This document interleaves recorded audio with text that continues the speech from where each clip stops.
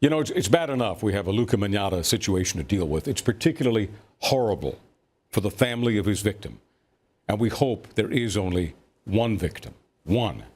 But what's really horrible is the idea that many, not some, but too many, have turned the death and dismemberment of a young Chinese man into an opportunity to post vile jokes on the net, joking about death and dismemberment, about necrophilia. I mean, you joke about this stuff. You're not being politically incorrect. I think you're being somewhat less than human.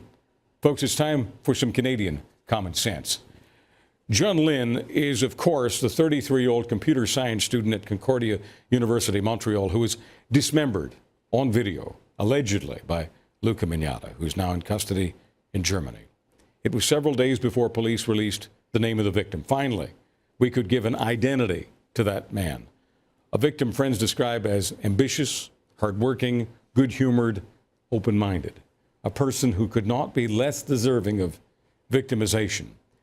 How could anybody find anything funny about a fate like John Lynn's?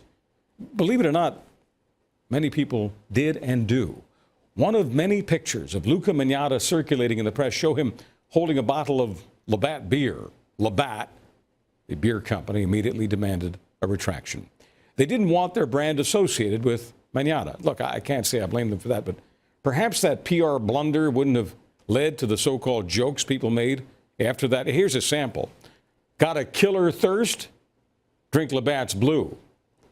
For the crisp, clean taste you'll kill for, make it a blue. If passing out is the worst that happens, consider yourself lucky. You know, one of the downsides of social media is that any fool can post anything foolish.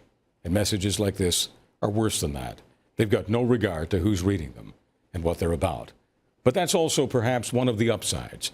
The more tasteless jokes that come out in public, the better chance of a backlash. Thankfully, many Canadians have already provided one. But it still raises the question, why are so many so quick to joke about something like this? Have we become so desensitized to tragedy, all tragedy, that it's not even worth trying to be compassionate for a few minutes? Or is it the fact that Lynn was a grown man? Man, I can't remember if I ever saw anyone make a joke about the murder of 8-year-old Tori Stafford. I hope not. I'm glad I never did, if anyone tried. Otherwise, I would have screamed my lungs out in rage by now. But look, somehow it's, according to some people, acceptable to treat John Lynn's murder differently. Well, in a society that truly does put victims first, that really wouldn't be the case. The next time you find yourself tempted to snicker about someone's death, please think about what you would do if someone did the same to a member of your own family. I guarantee you that you'd be the last person to consider it a laughing matter. And that's Canadian common sense. A man is killed and dismembered online, and people on the net twist it into humor, or at least what they think of as humor. You may call that pushing the envelope. I call it sick. For more, let's go to Sun News social media correspondent Gina Phillips.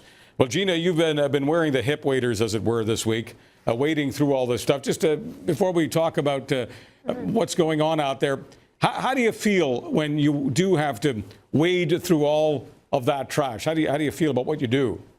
Well, it takes me a long time. It's a lot of sifting through. Some people say, don't you just grab tweets and show them on air?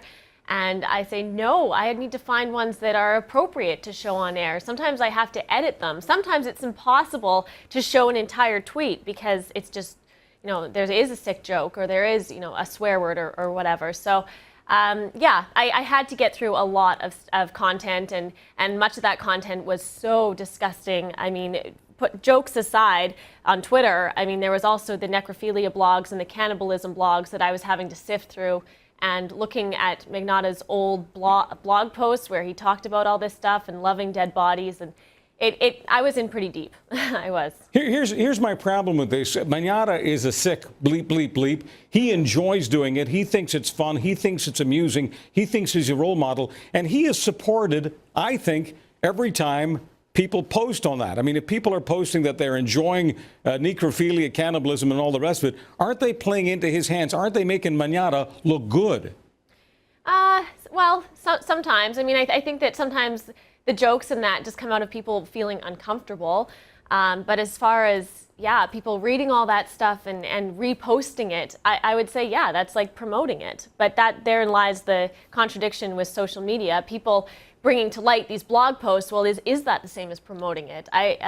It was a fine line that we were all walking, even as a journalist, because I didn't want to promote his stuff. At the same time, I wanted to show everybody that, you know, this is the stuff that he was talking about.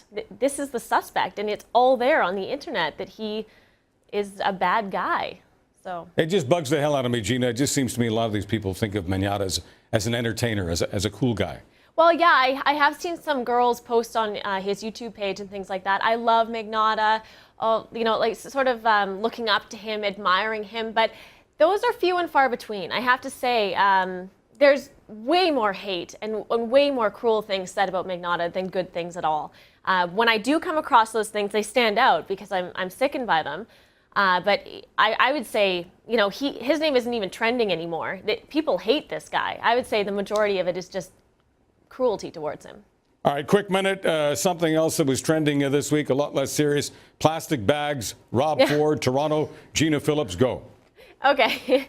Well, people were really mad about the plastic bag ban in Toronto. Many people woke up yesterday just thinking, wow, we were totally blindsided by this. Are you kidding me? I won't have plastic bags at my store. The tweets were fun, very fun for me to read. They're very animated, hilarious in some points, but people put a lot of thought into this. They were really worried that their lives were going to change because of this. It was pretty funny for me. But yes, I'll show you actually some of the tweets. I think that we have some to show, but they're pretty passionate people about this bag ban. So Gina, I wish we had more time. We'd show them. We'll do it next time. Thank you so much. Sounds good.